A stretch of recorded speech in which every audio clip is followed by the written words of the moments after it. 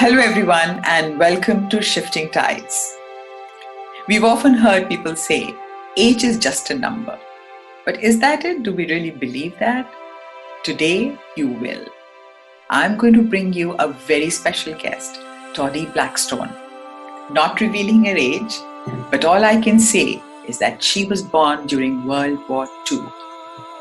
She's someone who is full of joy, full of love, full of life, and wants to enjoy every single second of her life.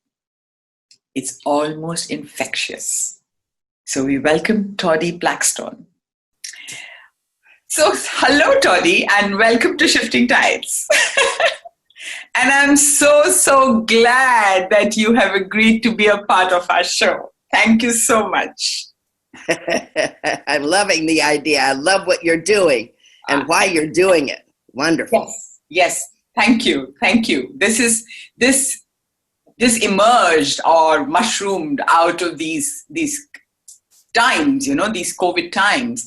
And I'm so grateful and so blessed and so happy that such beautiful beings like yourself are just emerging out of nowhere and becoming a part of Shifting Tides, So I'm very happy.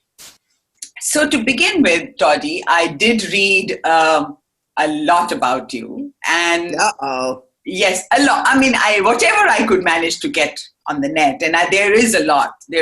You've got such an illustrious background and such a beautiful, rich life you've led.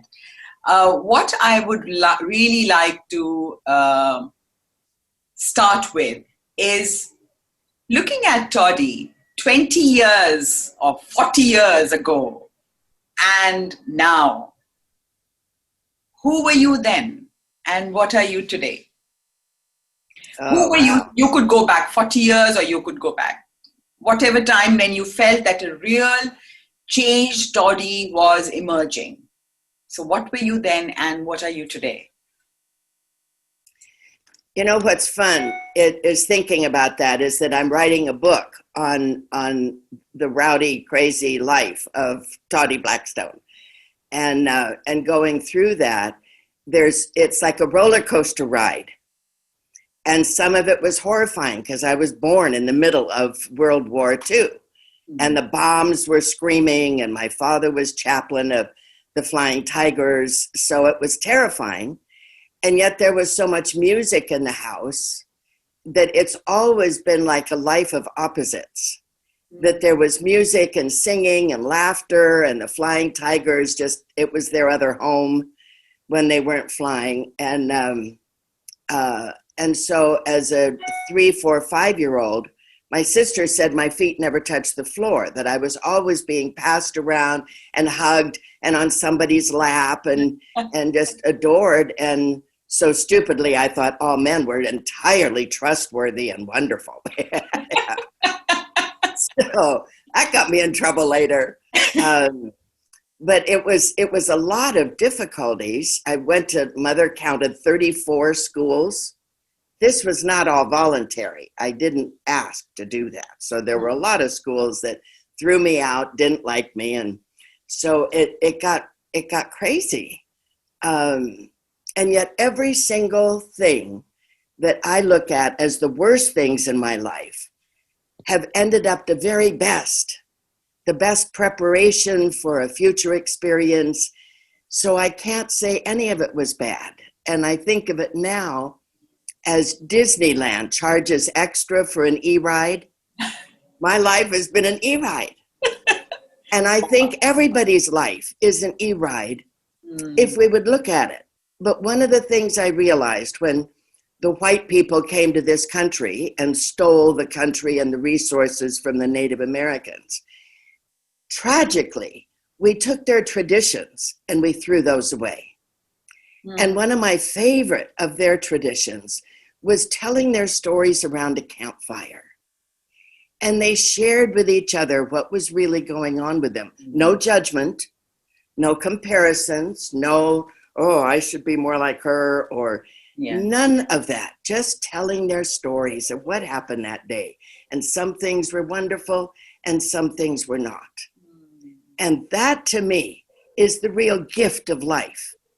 Bezos having $1 trillion in one account, I would be so ashamed with kids starving to death and wars going on and families in Yemen. I mean, I'd be embarrassed to have $1 trillion in one account. So I think our craze for money is a real obscenity and a tragedy, because we're missing out on what we really have to be grateful for, which is our life.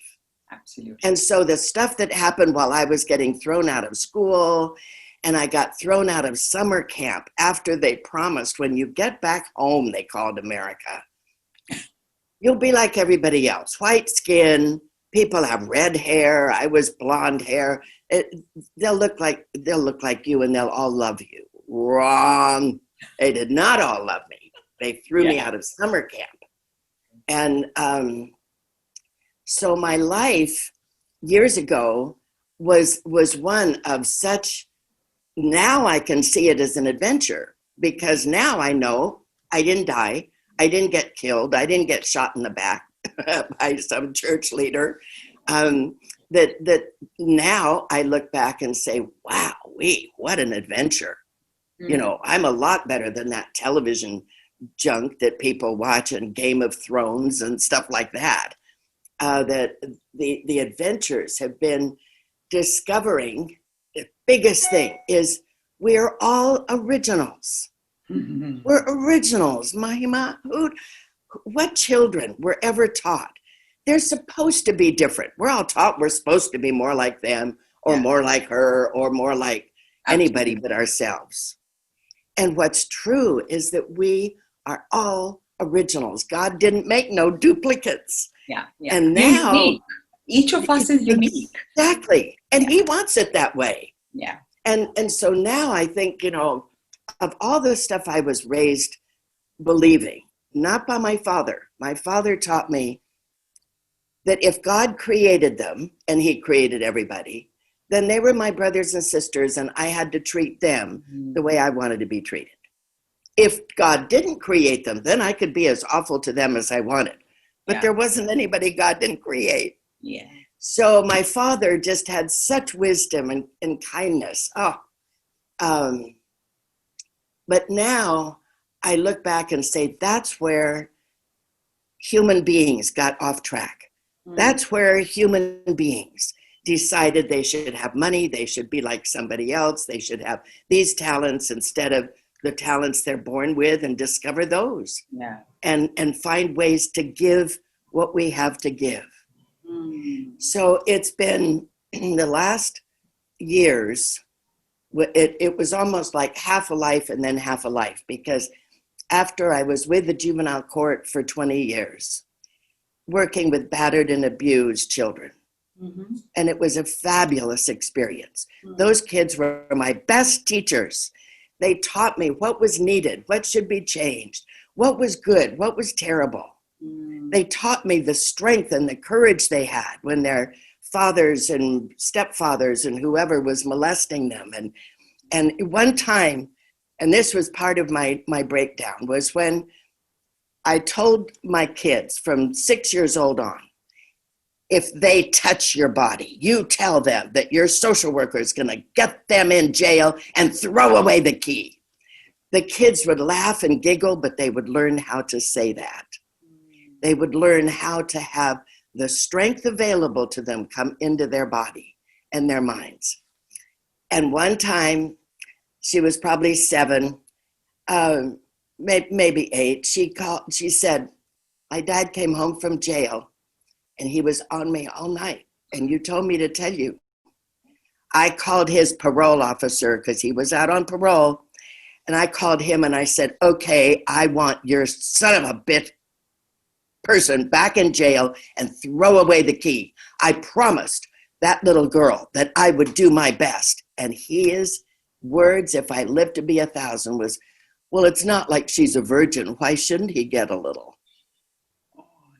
Ahima, there was something about that was worse than a dagger through me. I was filled with more hatred than I've ever felt. It was like, how dare we as a human being, as a humanity, even think those thoughts? And that's when I started to crash. There was some other things similar that came in there. And I really wanted to commit suicide. So I spent 3 months thinking of how do I kill myself without my parents having any idea that's what they were dealing with. How does it look accidental and unintentional? So I figured out a way. It took me a long time, but I was excited about doing that. And on the way, a friend had said the body was in a lot of pain, and so was the head. I was a mess. And so I went to Shrubland Hall in England on the way to Italy, where I was going to kill myself. And what was so strange is that he said that the doctors were wonderful there and they might really help.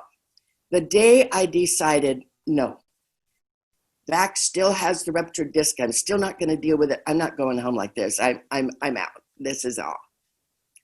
And what was so strange is you stand there in your bathrobes. Nobody ever got dressed. No jewelry, no makeup. We just were there together, and we're waiting for the doors to open for lunch. And a book from the library just fell on my head on the way to the floor. So I pick it up, and it's the first time I'd ever heard of Matthew Fox. I know you've heard of him. Probably the world has. He's written amazing things I've learned since. But at that time, it was called Original Blessing. I knew a lot about original sin, but Original Blessing was brand new. I was like, huh? So I'm sort of thumbing stupidly through it. And then pretty soon it really got my interest. So from the end of lunch till 5:30 in the morning, sitting on the bathroom floor, I still remember tears streaming. I finished the book. And I was like brand new. I wasn't even thinking of suicide anymore. I just could hardly wait to go to this man's school. It was on the back of the book. And I called my girlfriend in San Francisco and said, have them send me an application. I'm going to come live with you. I'll pay half your rent. And you can come with me, but we have to go to this school. That's what I did next. And got master's and then a doctorate from his creation spirituality. Wow. Where it was so important and so powerful. It was like I tried to do social work alone. It was just God and me. Because I loved God and I loved Jesus, but I did not love religion. I'm the only ordained minister you know that bashes religions terribly. And how old were you then when you planning to when you're planning to kill yourself?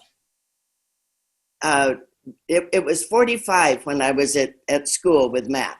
So it was 42, 43, early 40s that I was a mess. And so the change was so total from Matt Fox and from reading Original Blessing and from finding out that's what we all are. We're not original sin and ugly and like worms to God. They're just squishy with evil and sin. No, we're not.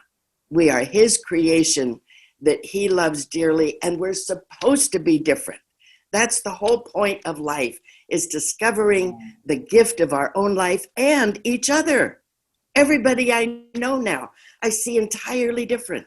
It's like, whoa, where are they coming from? And what are they made of? And how do they see things? And it's just incredible. And so now through Matt, I learned about the Institute of Noetic Sciences. Yeah. But when you moved away from the church, did you upset a lot of people along the way in your family, in your colleagues and your friends?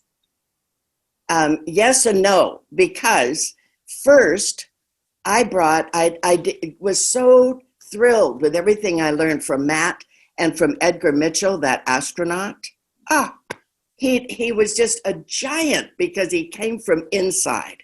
His own curiosity. He was not a religious man, but his own curiosity and intensity. And he was a physicist from MIT, just so brilliant. And when he had that experience coming back from the moon, he was the sixth man to walk on the moon. And he had this amazing experience that was entirely love. that was entire oneness with everything, with the whole universe. Mm. And it was so life-changing for him. He came back saying, you know, Einstein was right. The universe is energy and matter. But he missed out on the third most important, consciousness. Yeah. Well, that's the first I ever heard of consciousness. That didn't sound very religious. So I was curious and I wanted to know what that was about. That got me involved with ions.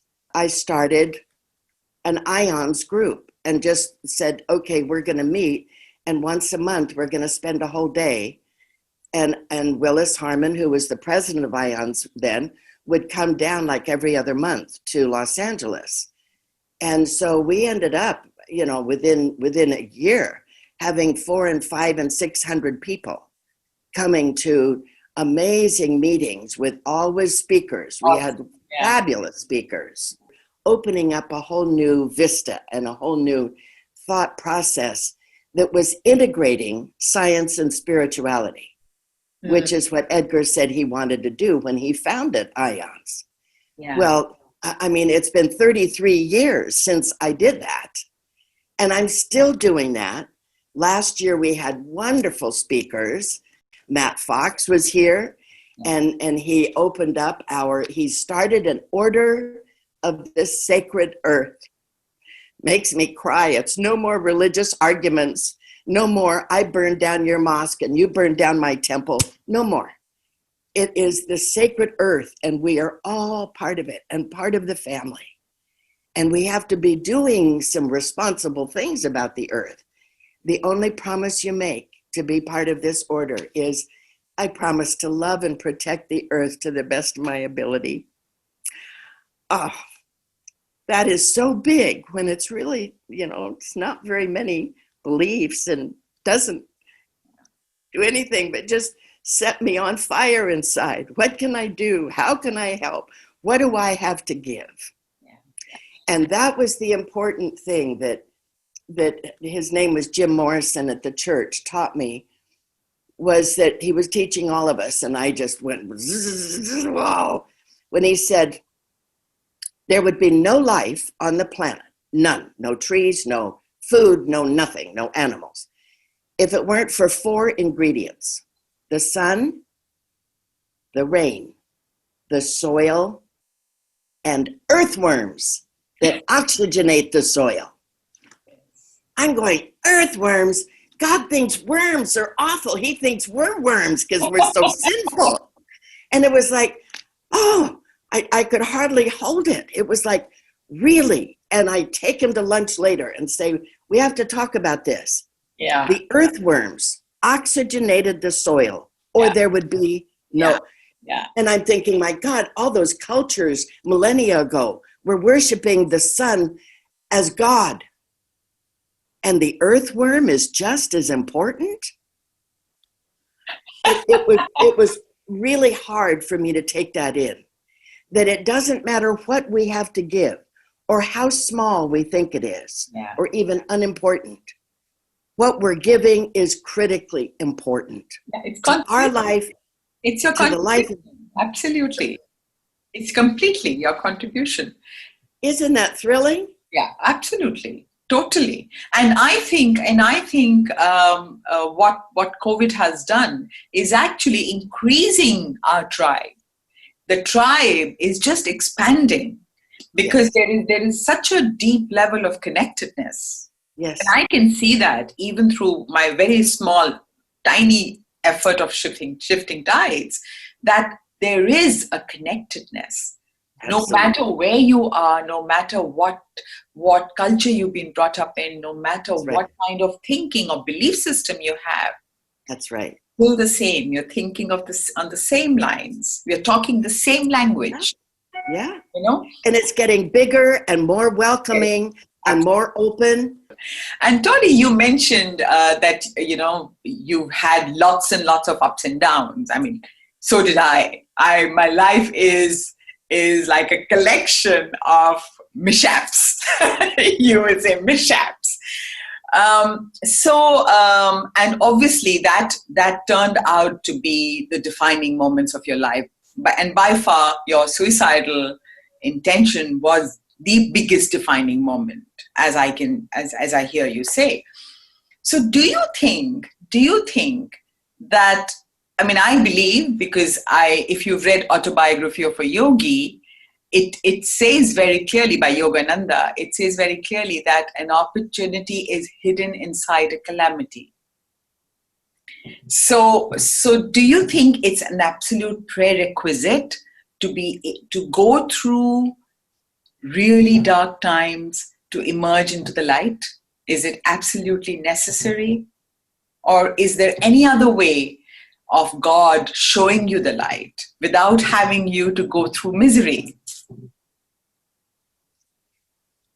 Since it's the way I take things, you might have an experience that is wonderful for you. I could have that same experience and it would be the worst in my life. Everybody's gone through different kinds of things. Yeah. I don't think God is saying, okay, I'm going to punish you. I'm going to give you a terrible experience to help you later. I don't think it works like that. I think this thing that all of us are on some kind of track from the Creator, that we see things different ways. My only business for me is, what do I have to give and where can I give it? Who needs whatever it is I have? And part of what I'm doing is writing people that have been really important in my life, and they've been wonderful. I have a letter from somebody, I don't know who they are. I have no idea. But I got this little letter thanking me for how I took care of my mother when my mother was dying 10 years ago. It's over 10 years ago. It sits right now on the bulletin board above my computer, because it's like a little pat on the head. It's, oh my gosh, how did she even know what I was doing with my mother? You know, and it turned out that was a joy for me doing for my mother. I was the one that got the treat and the good things. So I don't know where to go to learn these things anymore. I don't know what church or whatever. I just have to sit there and say, okay, God, what are we in for today? And it's those kinds of things that I say, I might feel bad about something, but I don't think so anymore, because I'm learning gratitude, just being grateful for everything, whether it's horrible or it isn't. So when you're saying, do we have to go through really terrible things? Now I think, well, terrible to be expanded, terrible to go through the need to walk in somebody else's moccasins, terrible to just be alive. I read the other day and I cried that somebody shot a kid that they thought was armed. He had a sandwich. He didn't have a gun. It's beautiful, beautiful kid. And so I look, but it's no different than all those years in China during the war. There were no hospitals, nobody to help them. So the children, babies, old men were just sitting in the gutters waiting to die. They were starving to death. They were silent. And I would go over and just stand in front of them. I don't know what I was learning. So looking back, do you think what you started out doing or wanting to do in your life, you managed to do that, or your direction completely changed with what came up in terms of your calamity or in terms of your situations which are not so pleasant? So did it change the direction of what you had envisioned for your life? It completely changed it. And I didn't mean to change it. It was like inside, my interest changed. All of a sudden, I'm interested in what a Catholic priest has to say. I never even liked Catholics growing up. I wasn't supposed to. We were very competitive on the mission field. And they had wonderful hospitals and schools, and it was very competitive. And I remember sitting at his Catholic school, Holy Names, one time, and I thought, oh my God, I've been thrown out of not 34 schools. Some of them I graduated from or in choosing.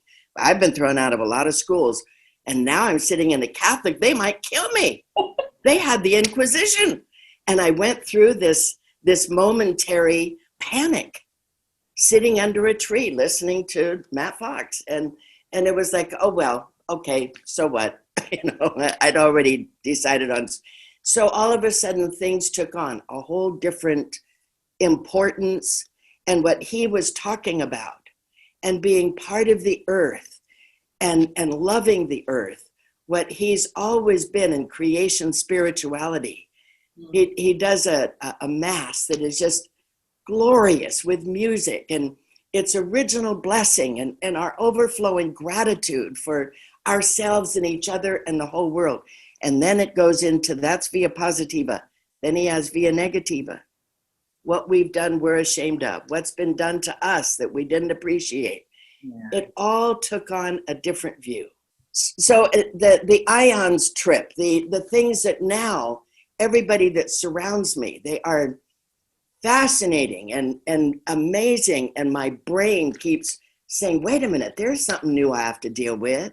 Yeah. Oh, they'd get thrown out of class. But every bit of what you went through has been worth it, because it has got you to a space of being empathetic, compassionate, caring, inquisitive. You are inquisitive and you are still learning. I mean, this is absolutely phenomenal. It's totally, I respect you for that. Complete respect.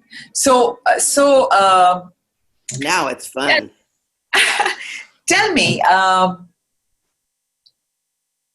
what would you like to do now? Of course, you're writing your book. You're putting all the things down. But what is your real wish for yourself and for the world? What is it that you really wish from the heart, and where you can be an important instrument there to bring out that change, or if you wish to do that?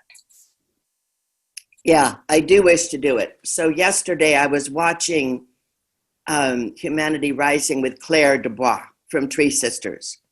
So I want to be a real part of that. Mm-hmm. And anymore, it isn't just what I can do, but it's what my mouth, what telling other people about, so that the word spreads. And I see that as so important. If the trees are communicating and plants are communicating with each other, communication is so critical. And now IONS is creating a way with all those brilliant scientists. I mean, really, everybody should know about Institute of Noetic Sciences. They're creating a way that us normal people who are not walking on the moon can have the same spiritual, profound experience as Edgar did coming back from the moon. Wow. It's like, really? And the co-founder of Pixar, woo, he spent decades learning how to make movies in a different way. And now it's not just Hollywood, it's the whole world making movies in a different way. Yeah. And he did that. And now he says he's going to spend whatever decades he has left on the science of consciousness. What can he learn about studying consciousness? Because that's the single most important thing going on. And I think that's why more people are getting attracted to it. And more, we're holding hands where we're becoming a big mass of communicating people who are excited. It's musicians, it's psychiatrists, it's all kinds of people that are not held together with some small thing. And I don't think, 1 billion people is very small, but, whether it's a church or a religion or whatever, now it's all of us. We're starting to learn about animals, and we're starting to realize how stupid it is to be killing animals. They're gifts. They're God's creation. Yeah. So, Tahdi, I want you to tell me, give me one message from your entire experience of your entire life, one message which you really like to give to the world, which you want everyone to imbibe, to really be. What is that one message? Holy moly. Well, I guess for me, it comes back down to God is love. He is not the founder of this religion or that. He is not into anything but love. And that's what he created all of us to be. And that's what Jesus meant by I and my Father are one. And I'm supposed to do that too. And that's loving everybody and everything. And love can be very harsh. You know, my husband says I can be really harsh. And I think, oh, good for me. I'm still alive. You know? So I'm harsh. Okay, people have their preferences. Some people like that and some don't. But I think learning about love, love may be the gift, the byproduct. Thomas Aquinas says joy is man's noblest act. That's a big deal to me because at first I thought, noble? And it's an act? Joy isn't an act. Joy is man's noblest act. Gratitude, to me, is the doorway into everything. Gratitude. Yeah. So those are the kinds of messages that I think, hey, all of us know what we need, and being able to let ego, oh, what a disgusting mistake that was. Letting ego go so that we can start really experiencing love and joy and gratitude. And with that comes the forgiveness, that love or God or whatever you want to call it, the one almost orchestrating what happens where, who I meet when, and what experience that leads me into. Totally. It's like a map has already been drawn. You just have to walk on it. You are in surrender because you have no control. You have no control at all. Yeah. I can say no. I can say yes. So I think our choices get really important. When Ted Turner said, junk in, junk out, I can watch garbage on television that turns me into inane. Or I can be learning and excited by the things that people are doing that is exciting. Yes, I know. And just following the pull.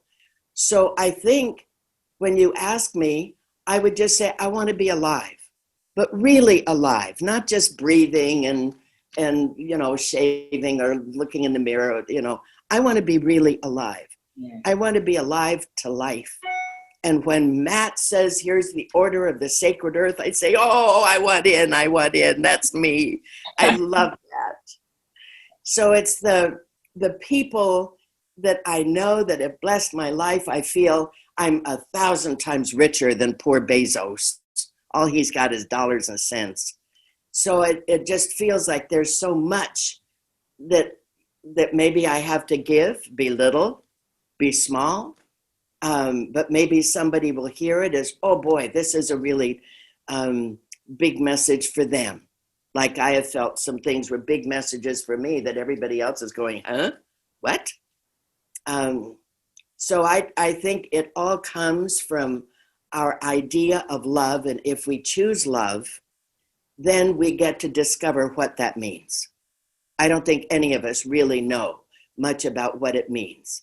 We just can say, okay, I'm open to that, and pour it on me, as they say, Yeah. And I know that gratitude and joy and those choices are the biggest thing for me right now as I write the book. Just finding ways to respond to everything. And I just get so grateful for my life that I wasn't very grateful for a lot of times, I'll tell you.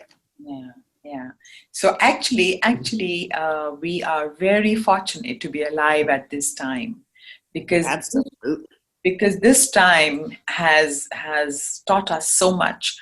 In fact, what I feel is that this 1 year is equivalent to a 10-year teaching or 10-year life, because it has put together so many learnings all in one go.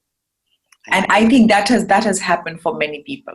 It has happened for very, very lots and lots of people, because people have got so much of time, had so much of time to introspect, to contemplate, to go inside, to go within, to spend time with themselves, and to really figure out what is it that they're looking for in life, Yeah. What is it that they really want? And that's one of the reasons why Shifting Tides emerged. I love it. Because I think it is, if nothing else, it can give a ray of hope to people that there is more to look forward to. And what I see you doing is that by giving, you're receiving. And if we just even learn that there's a lot of things in life and in the world that would be considered backwards. Yeah. By giving, we get. Yeah. By sowing, we reap. There's so many things that what we have to give, especially as originals. If we get off of there's a right way and a wrong way, who knows? That's not up to me. But I do know that everybody was created in love.